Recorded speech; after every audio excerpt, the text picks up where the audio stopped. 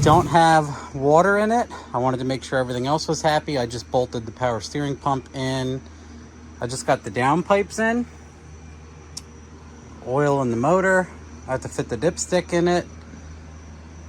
It's a little bit rusty. Has to get reamed or something else has got to go on. Everything else sounds good. Intercooler pipes.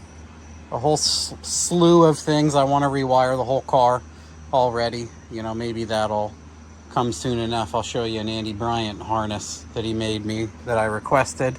Thanks, Andy. So, pretty happy. It's running.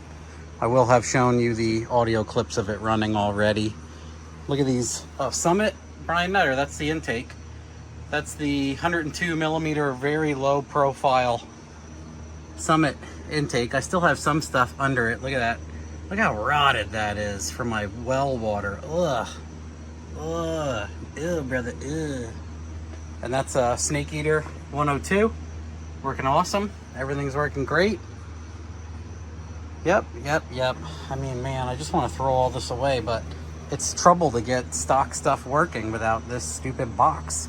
Anywho, we'll try not to rewire the whole car before I get it on the dyno, right?